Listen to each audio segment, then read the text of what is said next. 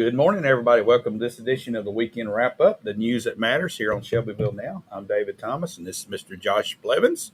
Josh, it's good to see you this morning with your drink. What do you got this morning? Iced drink from Southern Cup, my friends down the street. So it's cold out.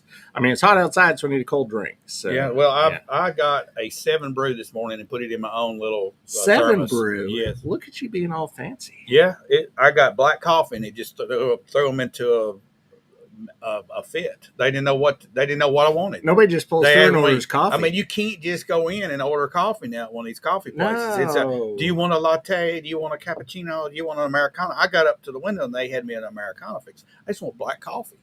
No cream or sugar. No, black coffee in a cup, medium. Wow.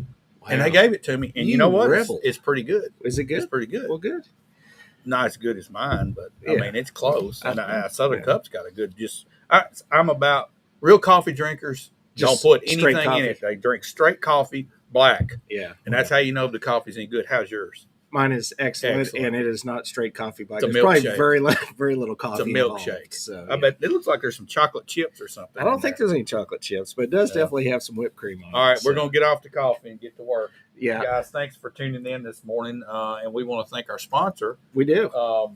First Bank, Dennis Young Insurance. Dennis Young. And I'm wearing my First Bank hat. Yeah, you threw me off. I threw you off. First Bank and Kincaid's is our sports show. Yeah. And by the way, speaking of sports show, we'll be starting back on July 26th. Will be our first day back at 9 o'clock. And we'll be cranking going into football season. Can you believe that's almost here? I can't believe it's already football. It doesn't feel like football outside. No, it is hot out there. No. So. But we've got Dennis Young Insurance, and we also have Leverage Power Washing. And we're going to take a break and hear from those two, and we'll be right back. Get the results you want with the personalized service you deserve at Dennis Young Insurance Agency. As a local independent agency, we offer coverage from several different companies, including Erie. So whether it's auto, home, life, personal, or business, we can find the right coverage to meet your unique insurance needs. And with a rate lock advantage, your rates won't go up as long as you do not change drivers, autos, or addresses. Contact us at Dennis Young Insurance Agency, insuring Shelbyville and surrounding areas since 1988.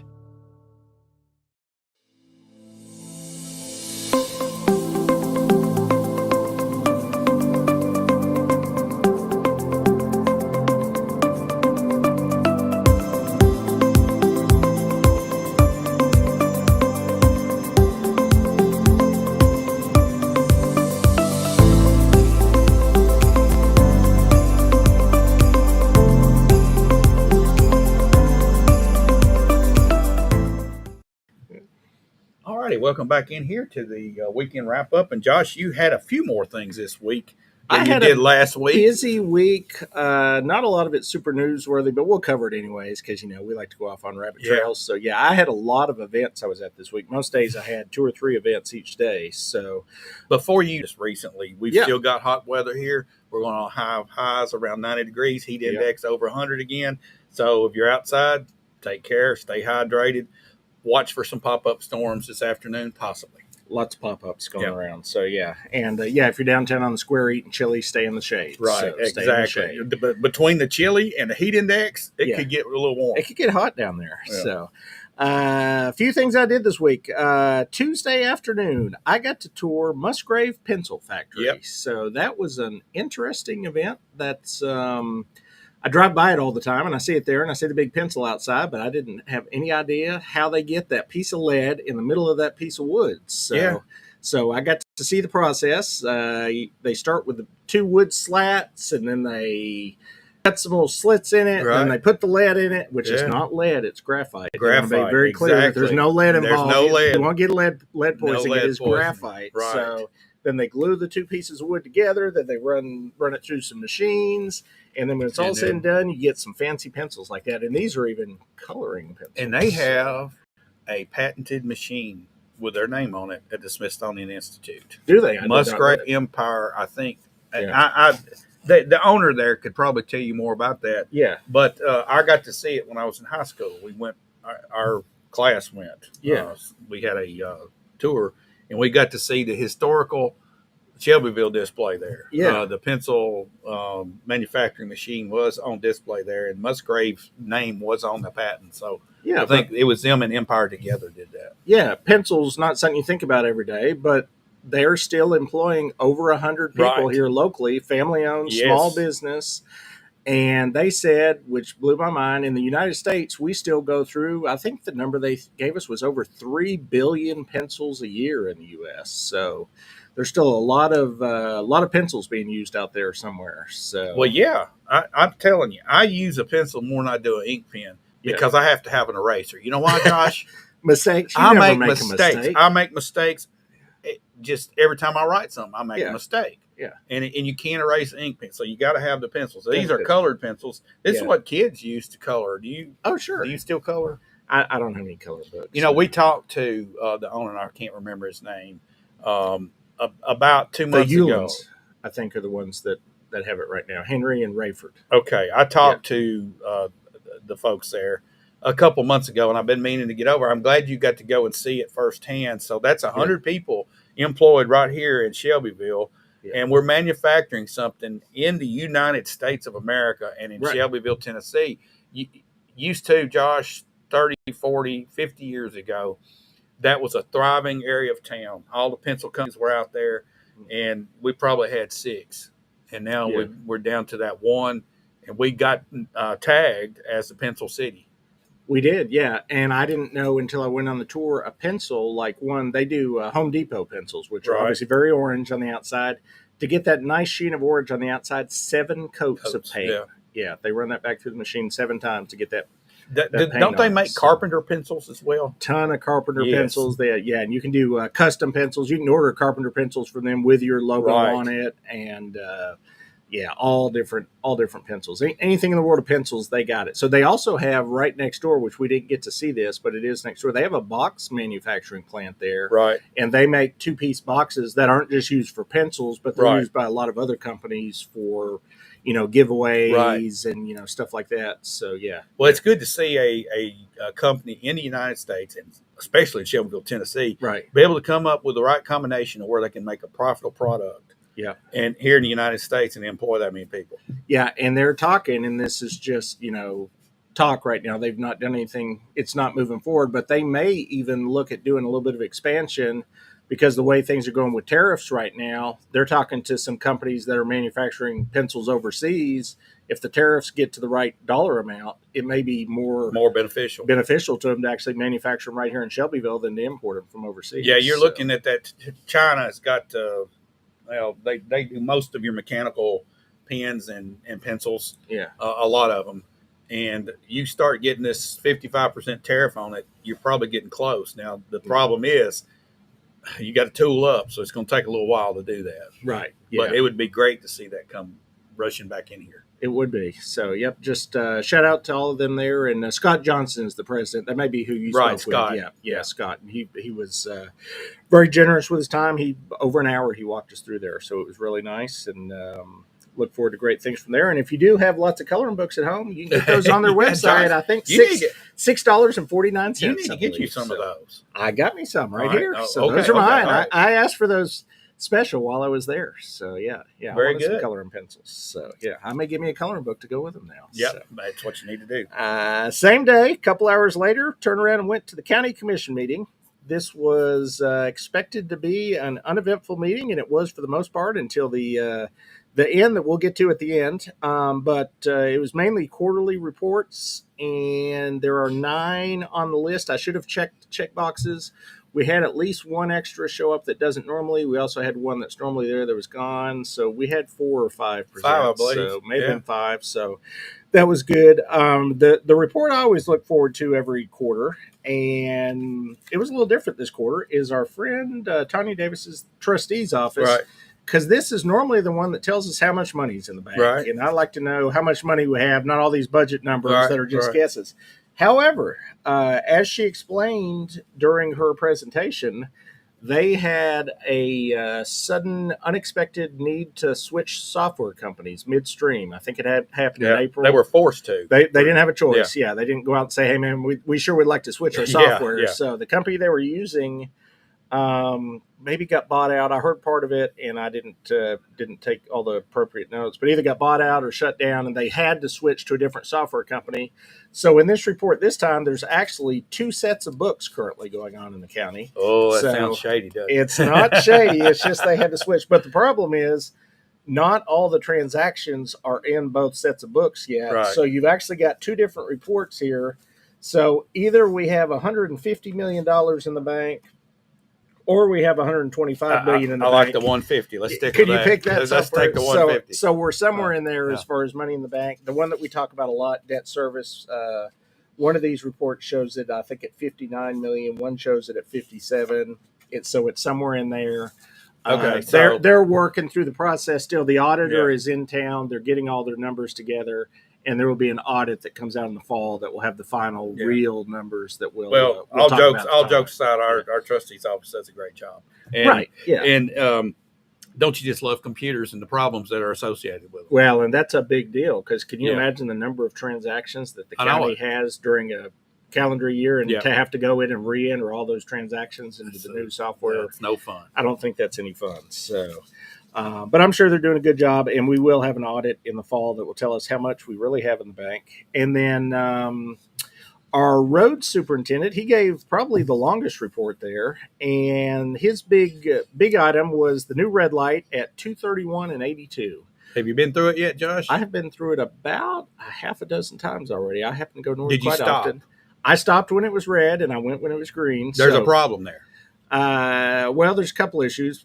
People still are not used to it. There's 8 million signs. You would think you would notice How that do you things not have see changed. that? But I did see, we saw the Times Gazette had a Yeah. post saying that there's been people that have gone through it, and they have been at high traffic areas. I talked to someone with the Sheriff's Department yesterday, certain hours of the day, because I had noticed this. They're keeping an officer in the intersection with their blue lights running during the high points That's a of good idea. morning and evening traffic, because just to keep people Right.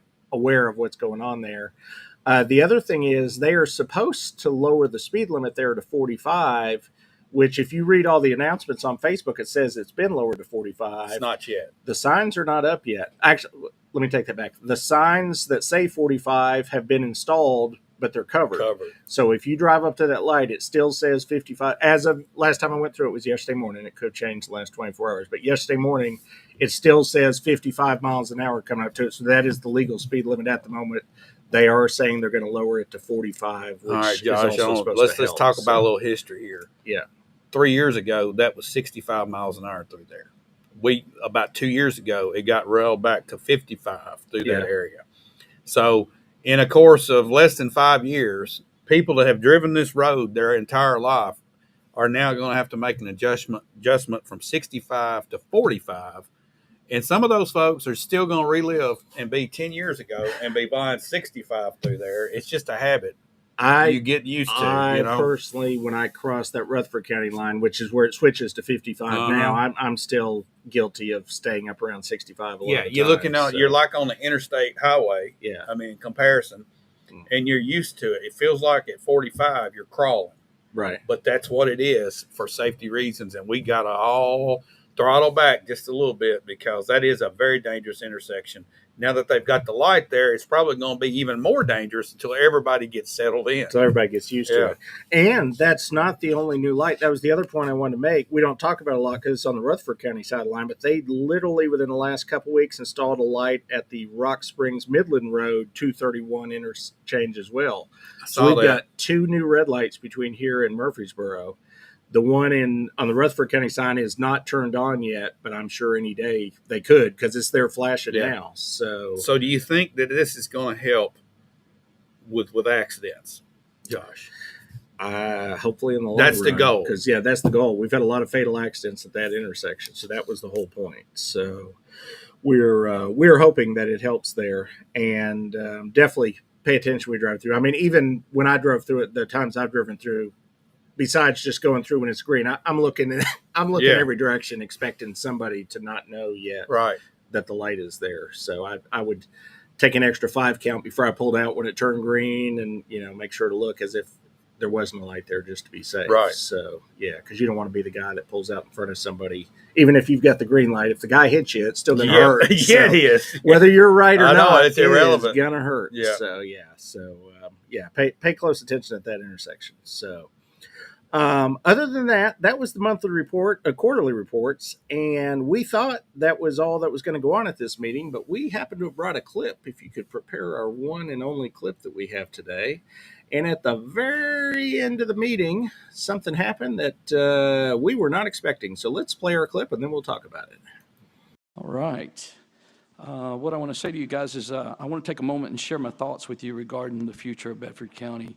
With the political season fast approaching and the Republican primary is set for May 5th of 2026, it's important that you hear from me first that I will not be seeking a third term as your county mayor. There has been tremendous success and progress during my tenure, but there is more work to be done.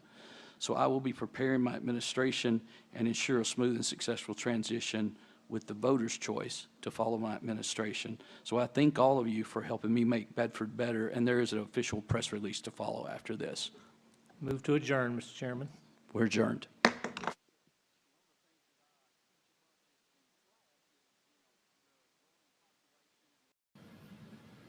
All right. Mr. Blevins, you were in the room.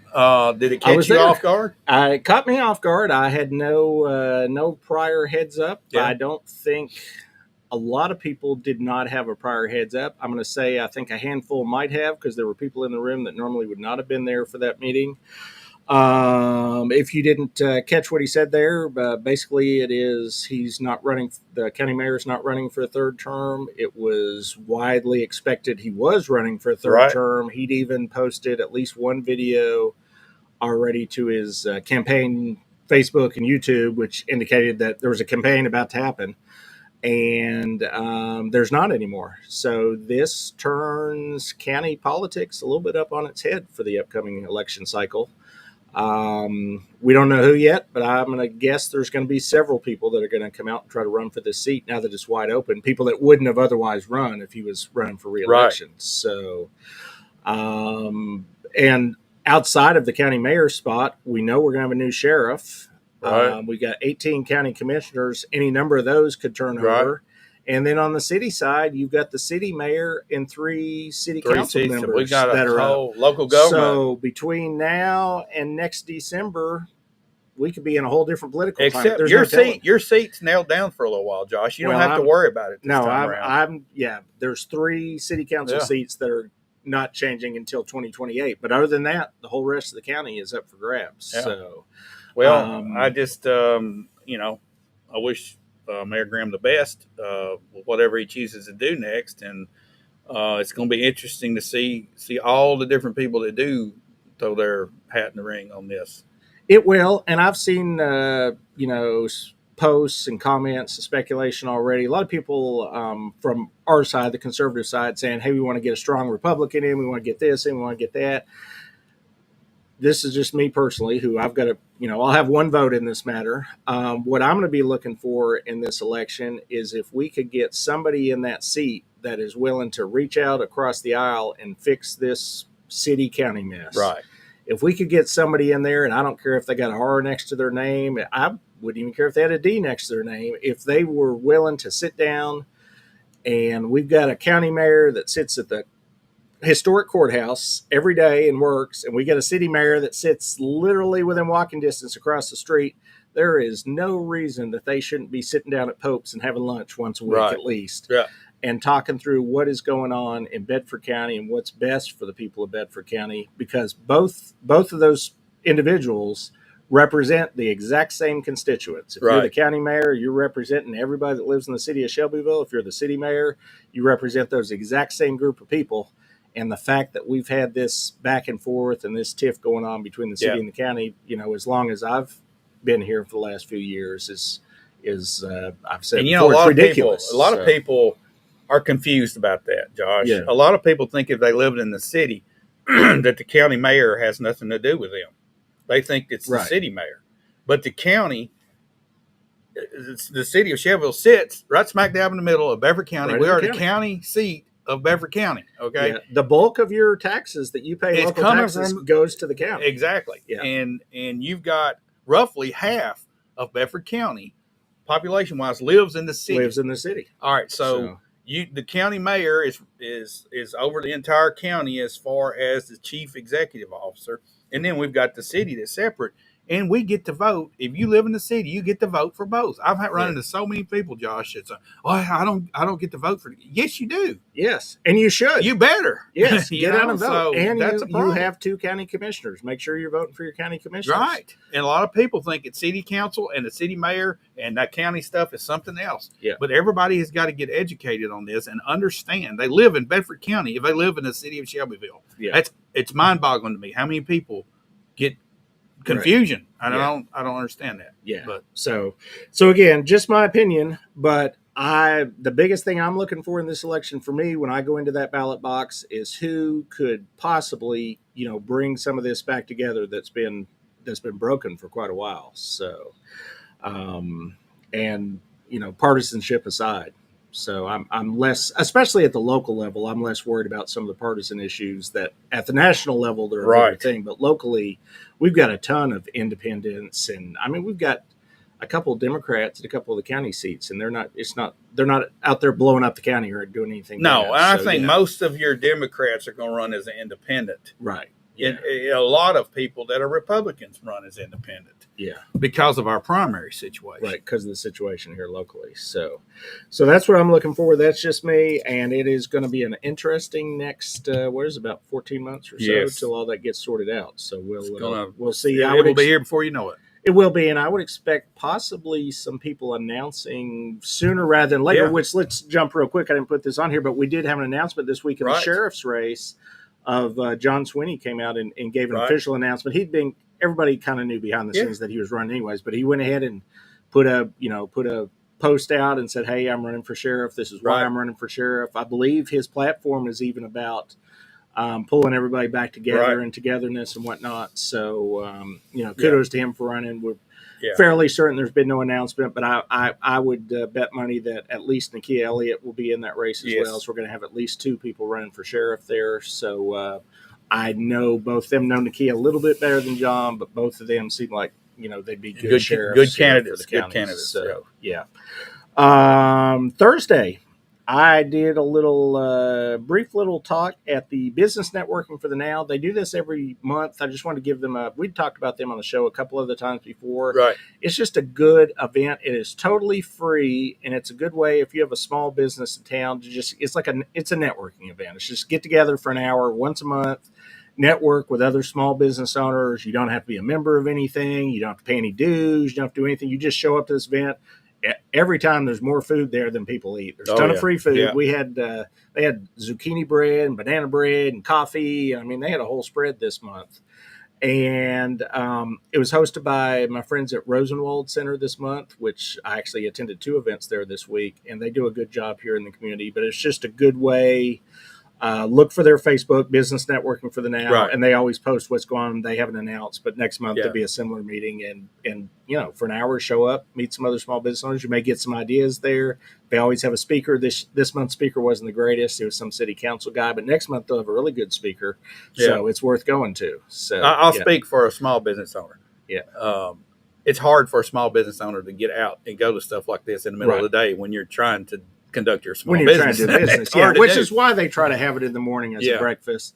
And I know it maybe it would work better at 7 before some businesses open, but then there's those of us that aren't super morning people and they may not like to get up at 7. So they're trying to strike a balance there by going from 8 to 9. So it is worth it. It's only once a month. So same morning, basically the same group of people that were at that meeting, we all turned around and drove to the historic courthouse. The historic courthouse on the square, as opposed to the other courthouse where they actually have court on the north side of town. So, and my friend at what is her organization called? NOW, No Opportunity Waiting. Angelia, she had a Brighten Our Community Day. This was the Daffodil Initiative. This was just a proclamation trying to get people in the county, promoting kindness, just kind of a positive, everybody be friendly and be good to each other in the county, basically. So, Yeah. in a nutshell, so Tanya Davis handed out the proclamation. It was good. A lot of I good saw people a lot there, of. I saw so. a picture, and it looked like there was a lot of people wearing yellow. There's a lot of yellow. That was the daffodil part. You were supposed to wear yellow. Did you wear yellow? I didn't wear yellow. I didn't have anything yellow. If I had Yeah. something yellow, I would have worn it. But it's yellow. If it was blue, I got a lot of blue. Yeah, So, yeah. but blue didn't work for daffodil. So it was yellow. It was a really good event. And then same day, Thursday evening, a lot of stuff went on Thursday. Was our monthly city council meeting. We knew this was going to be a slow one going in because the study session went short and this council meeting went short. I think we went 20 some minutes. I didn't time it, but it was very short.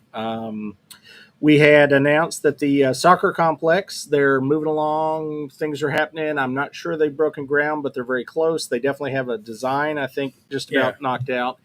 Got a question, Josh, and I Yeah. know you know the numbers on this, and we've talked about it here.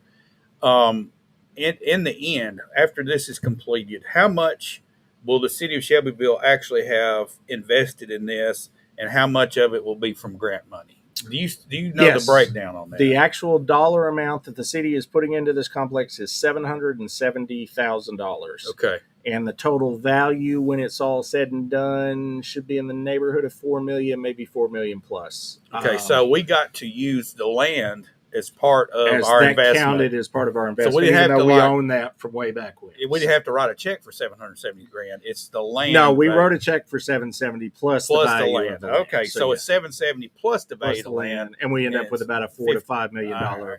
soccer complex when it's all Okay, said and done, all right. which is going to be, assuming it all works out and the budget works, will be 6 full-size soccer fields regulation, which if you've ever played rec soccer like I did all the way growing up with all my kids, a full-size field, depending on if you're U8, U10, U6, can be broken down into a bunch of little fields. So when you get into rec You can have a games and bunch stuff, of them. you have a ton of fields. Yeah. And they're putting in a big old parking lot. There will be bathrooms. This should be, hopefully a really nice facility. So I do not know if lights are in the first phase of this. Lights may have to come in the future. I know lights are expensive. But with soccer, especially in the rec soccer, I've played in fields for years that never had lights. You just play during the daytime. Right. So, generally on Saturday. So, that's definitely underway. Will be complete by 2027. They'll try to get ahead of schedule. They may even finish a little bit early, depending on weather, and everything. Also announced was that the Deary Street sidewalk project has actually been started. If you've been over on Deary Street, anywhere close to Circle of Friends in the last week or so, they're digging it all up. There will be new sidewalks all the way from Depot, and I believe it stretches as far as Madison Street is what I think I heard our city manager say the other day. But the big part is that part in front of Circle Friends. There's currently no sidewalk there at all, and they will have sidewalk there. And then everything else will be upgraded to be ADA compliant. Okay, very and good. most of that's being paid for from So, state grants. If you want to take a walk, you can go walk on the sidewalk. If you want to take a walk, I know it doesn't. Dave and I talked about this before the show. He's like, "Does it get you to the square?" I'm like, "No, but it gets you close." And I bet there's probably sidewalks from Deary Street to the square already. So probably close. yeah. So if you're looking to walk over in that area, and I'm sure there's people that walk there, and you sure don't want them walking in the street. So sidewalks No. are good. So That's what I hear. yeah, sidewalks are good. Also upcoming, we've talked about this in the past, but they had to push this to the August meeting because they haven't made a decision, but we're bringing a new retail recruitment company likely into the city. This will be a 1-year contract like we've done in the past where they will go out and talk to different chains and promote Shelbyville and hopefully get them to bring something here. Hopefully, maybe not a coffee shop, although, I'm You not wanna saying bet. Yeah, Are no there bets, any but- brands that aren't here yet? We need to be watching for them. Oh, there's a lot of brands that aren't here yet. They're coming, So, probably. Yeah. So, I'll just throw one out there that everybody asks me about all the time, and that band I wish was here too, which is Aldi. So, I'm an Aldi okay. shopper. I go to Aldi once a week, and I have to drive to Murfreesboro. So, man, I wish. You ever been to the Tullahoma store? I have been to the Tullahoma store, but I'm in Murfreesboro anyway, Oh, so so I there just you stop at the Aldi. So, yeah, that's one I personally would like. There's a ton more though that I know people would like. I read an article the other day. Texas Roadhouse has become the largest national kind of that mid-tier sit-down restaurant chain in the whole country. I mean, it'd be nice to have Texas Roadhouse here. So stuff like that will be what You think that's a possibility, Josh?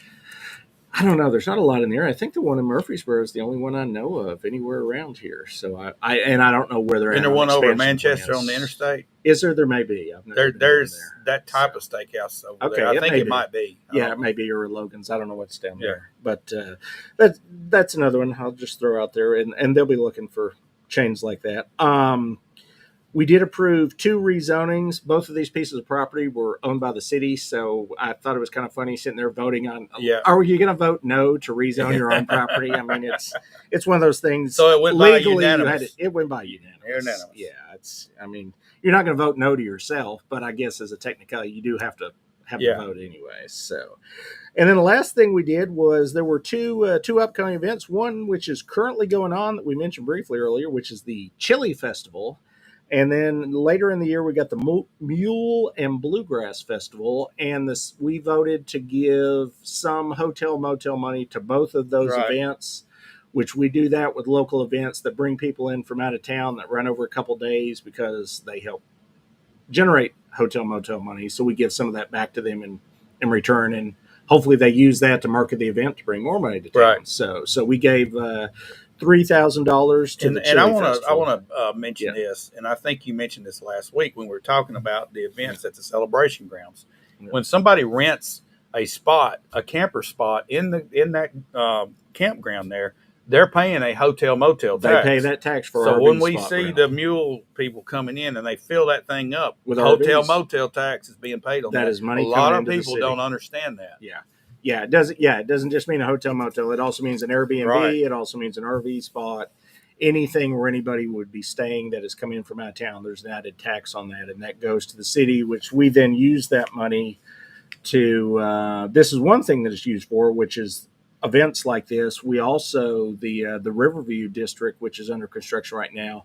A big chunk of money for that last year came from hotel motel, and it's not been appropriated. It's not in the budget, but I'm going to guess that the next round of what we spend on that also may come from hotel motel money as well. So, which is building another, place to hopefully draw in more people. So it's kind of a cycle there, hopefully. So if it works like it's supposed to. So, last thing I did during the week, and just want to mention it briefly because it was appreciated the invitation. Friday afternoon, I went right back the day after to the Rosenwald Community Center where they had a meeting of the class of 1967 from Shelbyville Central High School, mainly the guys that were on the football team. Yeah. Jimmy Claiborne invited me, and they told stories of the good old days in Shelbyville.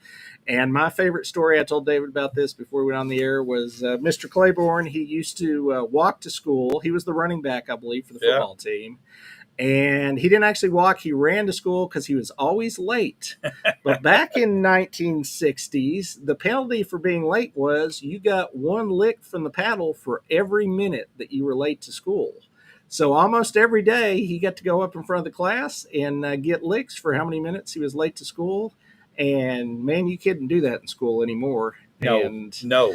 I'm not sure if we've gotten better or worse since the 1960s. I think maybe if you had people paddled up in front of class, you might have a different. I'm saying there's probably still people showing up late. Oh, I'm sure there's still people showing up late. Not quite sure. Yeah, and where they give them a participation trophy now for showing up late instead of a paddling. Oh, I don't think know. you get rewarded. I think instead probably. of a paddling. Yeah, you get a gold star or Yeah, something. probably. So I don't know. Just just neither here nor there. But just saying, things have changed a little bit since the 1960s, and Sounds like you had a pretty good time at this little. it was gig. a Yeah. good little event. So and they fed us all, and they had some really good banana pudding. So I don't turn down food. No. So and banana pudding, speaking my language. So, There you go. Yeah, it was appreciated the invitation, and a neat group of guys, and a lot of them have gone on to. And despite the fact they're paddled, they went on to do good things. A lot of them served in the military. There was a guy there that's a dentist. A lot of they went out and did things in the world, and I think maybe some of our kids now would do more things if they were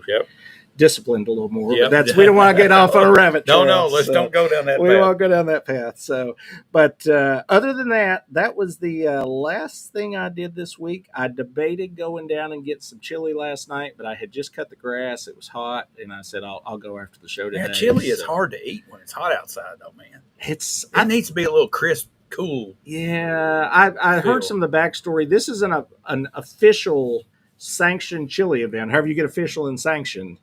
and there's only so many weekends of the year that they can have this. And this was when we put in to have this sanctioned event. This was the weekend that was available during the year. So yeah, we're on the official chili circuit, but we had to be in July. I didn't even know there's a chili circuit. There's a I'm circuit. glad we're a part of it. We're part of the circuit. And well, let's hear from our sponsors one more time. We'll talk about a little bit more about what's coming up, including the car show and chili thing today. All right, we'll be right back. Get the results you want with the personalized service you deserve at Dennis Young Insurance Agency. As a local independent agency, we offer coverage from several different companies, including Erie. So whether it's auto, home, life, personal, or business, we can find the right coverage to meet your unique insurance needs.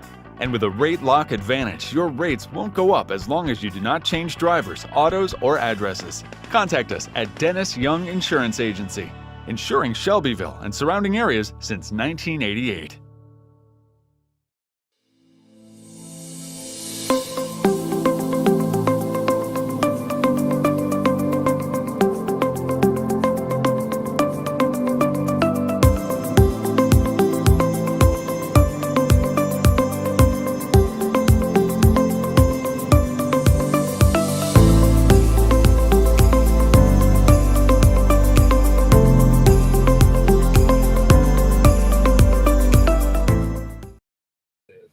Okay, we got an update here, Josh. Okay. Manchester does have a Logan's. A Logan's in Manchester. Yeah, okay. yeah, not Texas All right. Roadhouse. but Not it's Texas Logan's. Roadhouse. Yeah, I've eaten at Texas Roadhouse, but in Murfreesboro. That's the only one I knew of. Yeah. So, All right, what's coming up? what's coming up today? The day we're currently sitting in, as we sit here, the Chili Festival is ongoing on the square, and in addition to chili, we've got what time is it now? 10:37. In 23 minutes, we got cloggers. There's cloggers at 11. And then I believe there's also a car show, which I think should have also started now. And it's got 29 trophies, I think, involved with the car show. It's one of our Where is bigger, it? It's on the square. So On yeah. the square. Yeah, I think it's one of our bigger car shows we have on the square. every Okay. year. So yeah, so we got a car show, you got chili, you got cloggers. I think last night they had like a dog competition or something, a dog show. So Yeah. there's a lot going on the square. This is actually I think this is like the 18th year for this event on the square, which I know every year when we do talk about it, we say how hot it is and how crazy it is to be eating chili in the summer, but it's actually turned into a fairly regular big event. So as far as meetings, got a lot of them. Monday morning is the city pre-planning meeting. I've heard rumor that things are picking back up in the world of city development. We're going to have, really? I believe, as many as 8 or 9 items on the agenda. At least 1 or 2 of them I'm going to hold until next week, but we got some controversial developments attempting to come back into the city that I think people will probably want to speak out on. So we'll see what's presented on Monday, and we'll talk about next Saturday. I hear there's an annexation that may not go over well with everybody, at least 1 or 2. So we'll talk about those for sure next weekend. Monday evening is the start of our Bedford County Fair. I'll be at the opening ceremony of that. I think that's at 6, and that is going to run Monday through Saturday, I believe. Yep. There'll be all the traditional fair things, carnival rides. You can ride on the helicopter if you want to pay that kind of money. You can. What kind of money? It actually What's was, it cost? it was, I think, $25 for the short tour and $50 for the long tour. So for the Okay, helicopter, that's So for a helicopter full or just that's one you can only person? fit up to 3 Three? people in the helicopters. That's per person. Yeah, and per that's- person? Yeah, per person. Yeah, so per So person. if you got Yeah. 3 and Yeah. you're gonna take the long tour, it's $150. Correct. Yeah, and long. Let's say long in the world of helicopters is, and Not I don't know, very but long. you're talking like 10, 3 12 minutes. Oh, or something. 10 or 12 minutes. Okay. Yeah, and I'm just guessing. It may even be shorter than that, Okay. so it's not that long. Yeah, they call the Interesting. one the fair tour, which is basically you go up and look at the fair. Okay. all The right. other one they call the city tour. You go up and you go, I think, over and look at the Okay. city and then All come right. back. So, but in addition, there'll be tractor pulls, truck pulls, music, all the normal fair stuff. I'm sure lots of healthy, deep fried fair food and whatnot. So, biggest thing is last year, if you remember, was a disaster because it rained and rained and Oh, rained yeah. every day. So we got to hope that we don't keep getting these pop-ups Yeah. this year like we have been, because that's what kills the fair if it were to. So Tuesday evening, the county committee meetings, and this one has already stirred up a little bit of back and forth. There is a resolution that's going to be brought forth Tuesday evening about possibly bringing mandatory spay and neuter into the county as a updated animal resolution. It is being presented, and as of, I believe, Friday, our county mayor sent out a rebuttal to this to all the county commissioners, a 3-page document of why he is going to stand against this resolution. So we've got at least some of the county commission that's going to be for this, that the mayor is against it, and then I believe we're going to have some rescue groups are going to come and speak of this. Some of the dog rescues and animal rescue groups, I think they're probably for it. I would assume is why they're coming to speak. Just guessing, we'll find out. And then animal control will be there. So I think there'll be some good discussion at Tuesday night. Yeah, I hadn't read the resolution, but I'm not an animal owner, so I don't really have an opinion one way or another. Yeah. And this is basically going to be countywide, and it would make it where you have to spay or neuter your animal. Is that the way it reads after a certain age, or do you know? Yeah, I don't know the details. I've got a copy of it, and I didn't bring it, so I don't want to speak to exactly what it requires. But there is something about making spay and neuter more mandatory. So okay, so how would the enforcement go on that if it was for annual? Just on pickups? And or if you got picked up, then they check. I mean, they're not going to come around and they're not going to come to your house. I wouldn't think, and check for your animals and check if your dog's fixed. No, that would be excessive. They're not going to come ask you for your little card to say that we've had your dog's been no, fixed, but just like rabies, if your dog gets loose and doesn't have a rabies tag, you get that would fined. be the same type situation. I think it'd be a similar kind of situation. So we'll see how the discussion goes Tuesday. That I think that could be interesting. At the same time, and this is on a different date than normal, so I won't be able to go to it because it's happening at the same time as county committee meetings. We got the school board meeting. I think they've shifted it. It's summertime. There was some reason they had to move it to a different day. So I'll watch the video of that and see if anything goes on at that.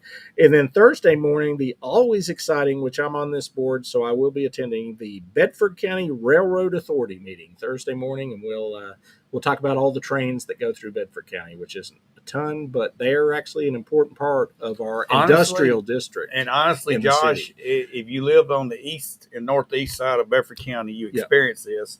And particularly at War Trace, you have a problem sometimes with a traffic jam of up to 45 minutes. Yeah. Have you had anybody complaining to you about that or talking about it? I know I've been sitting there before and then we're just stuck. Yeah, I've heard about it. I've not had anybody complain to me specifically. Now, that in particular is generally a CSX issue, which that is different. This Bedford County Railroad Authority actually starts, it's the, I want to say, and I should know this because I'm on the authority. I think it's like the Walking Horse Railway or something. It's a spur. That comes off that heads into the city is all that the Railroad Authority is over. Right. The Railroad Authority has nobody has any control over CSX. And it comes down Railroad Avenue. Comes down Railroad Avenue right into the city. Right. And we've got about 4 or 5 big industrial companies there that need that to get their product in and out of the city. Yeah. So it's way cheaper for them to send stuff on a railroad car than it is to send a bunch of semi trucks. So, right. And if you've lived here a long time, you can still see the remnants of the old railroad. Oh, it used to go all the way down to Tyson. Yeah, I think did even go to National Pen. It went all the way to Uniroyal plant. Okay. It went all the way out to there, and they used that spur quite a bit back in those days. But you can still see the remnants of it. Yeah, but the pieces it comes are down still there. now, and it stops right before it gets to Madison. Right before it gets to Madison. So, that's what you guys oversee. But the deal in War Trace is CSX. It's CSX, and they're the ones that stop up traffic there. It gets bad, and there's no way around it. No, and they've got a number to call, and they call them, and they're CSX. They move as fast as they want to. So move real fast. Not very fast. So, but other than that, I think that's about all we got coming up in the upcoming week. But we will be back here next week, same time, same place, same channel, with the news that matters. Yeah. Unless you had anything else you want to cover Nothing else, today. Josh. So. And we appreciate our sponsors, Dennis Young Insurance and Leverage Power Washing. Thank you guys for allowing us to bring the news that matters. We'll see you guys next week.